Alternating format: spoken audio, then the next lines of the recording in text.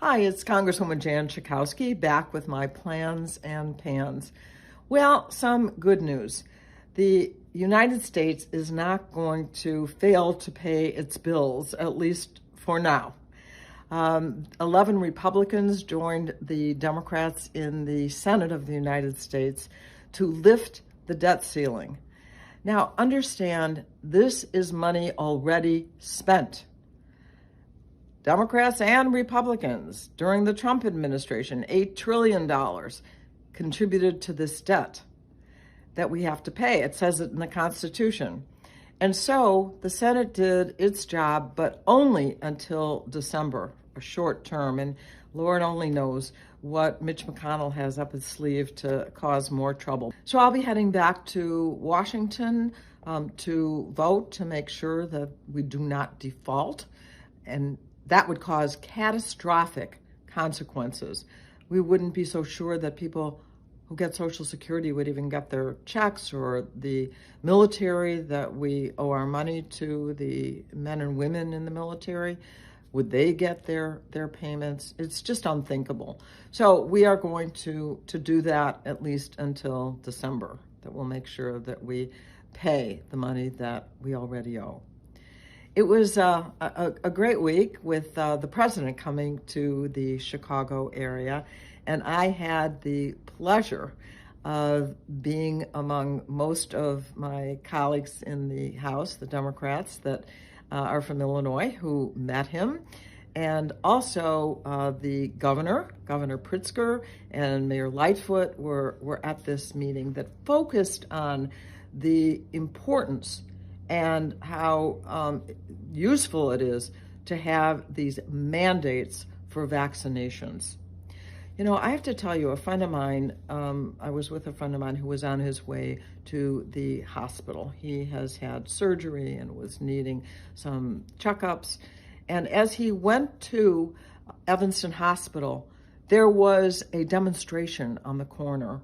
Not too many people, he said 7 or 8 people who were gathered there protesting the fact that there was a mandate for people who work in healthcare, who work in that hospital. Now, how would you feel? Would you want to go and have treatment from someone that you don't know if that person was vaccinated or not? Of course, we absolutely need that mandate. And the president at this gathering in Elk Grove Village made it very clear that these businesses and schools, et cetera, that were mandating vaccinations were absolutely doing the right thing if we really finally want to get rid of the virus. The president couldn't have been clearer. He said vaccines work.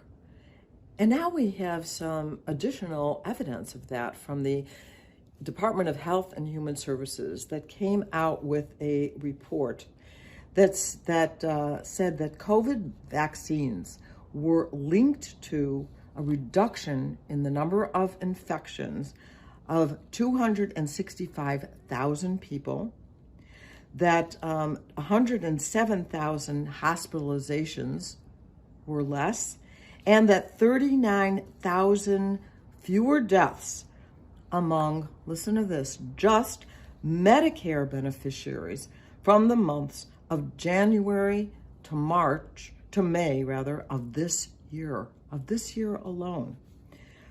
So we know also that Pfizer now has applied for emergency use for children from 5 to 11 years old to be able to get the vaccine. And if they get that emergency use authorization, that should begin between Halloween and Thanksgiving. So watch for that to be coming up. The other thing that I've done, I did this week, was to introduce a number of pieces of legislation. One is called the Informed Consumer Act.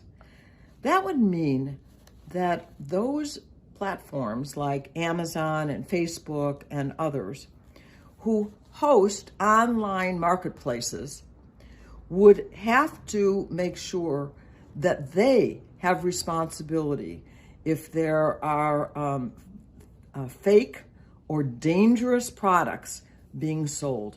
You know, if you go to the store after you've bought a jacket and something is wrong with it, and you go to Macy's or wherever, they take responsibility for a faulty product. Not so online. Why is that? Because they don't have to. And so under this legislation, the Informed Consumer Act, not only would they have to make sure that they vet the marketplaces that are offering products so that they're neither fake nor dangerous. I mean, there are dangerous products being sold. And so this would prevent online organized retail crime, and it would help not only consumers but also small businesses who find that they are being defrauded too by these fake products that are being sold. I also introduced the Safe Beauty Bill, which is a combination of 4 different pieces of legislation that would address the hazards of personal care products. I'm not just talking about makeup to make you look more beautiful. I'm talking about the shampoo that you use or the baby wash that you put on children and even infants. The average man and woman use 10 to 12 of these personal care products every single day. And it has been 80 years since we have updated any of the regulations about these products and what is in them. You know, we call it the Food, Drug, and Cosmetics Act.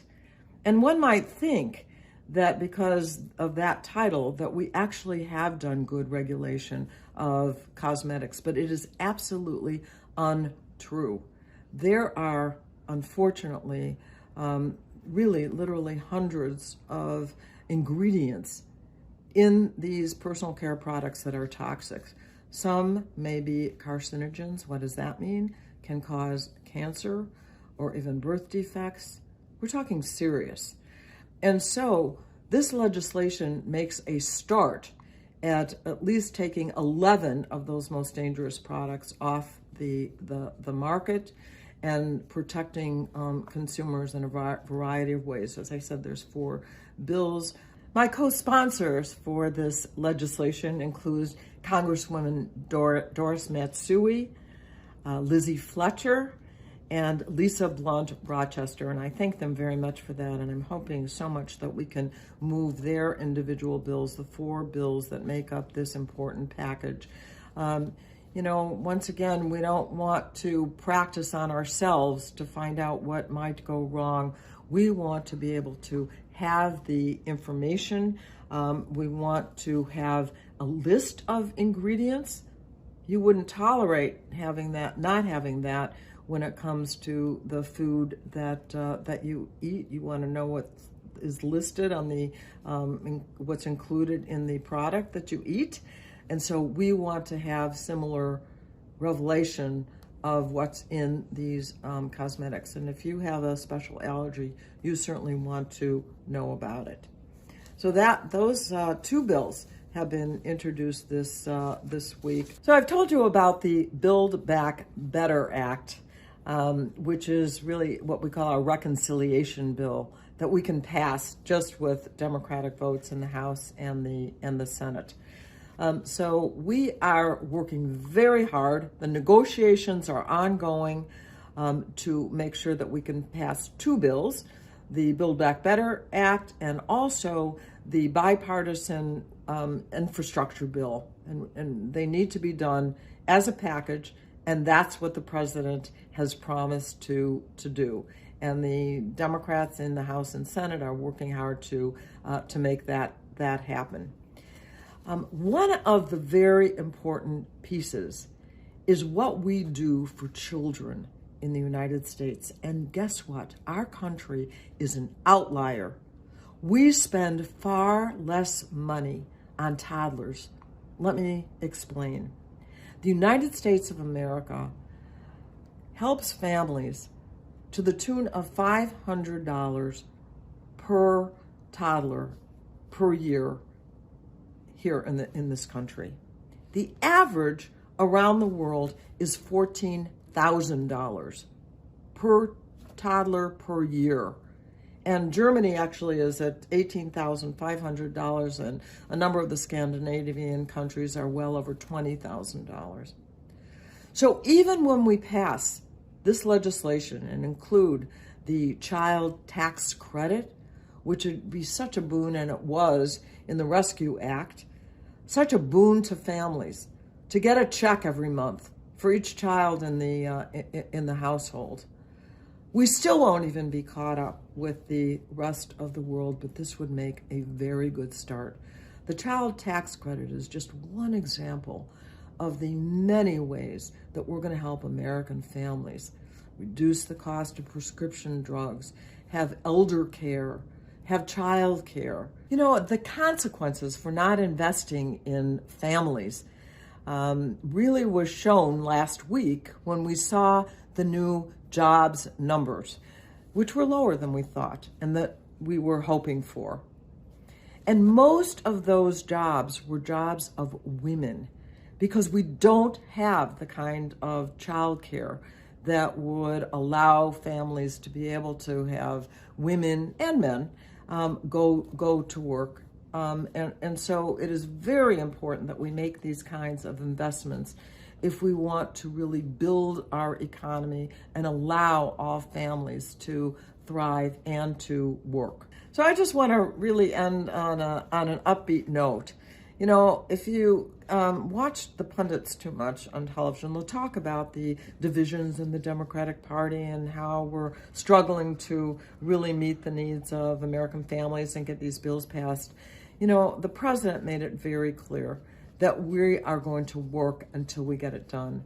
And so have our leaders, Nancy Pelosi and Chuck Schumer in the Senate, and 96% of the Democrats in the House and Senate are rolling up our sleeves. We are negotiating. We understand that we may be able to make a somewhat smaller investment, but it's still going to be transformational in our country when we pass that Build Back Better plan. It's going to happen. And finally, let me just wish you a happy Indigenous People Day. The President Biden, is going to be signing a declaration announcing the Indigenous Peoples Day. Have a good one. I'll see you next week. Thank you for watching my video. Make sure you subscribe to my YouTube channel and follow me on Instagram, Twitter, and Facebook, where my handle is @Jan Schakowsky.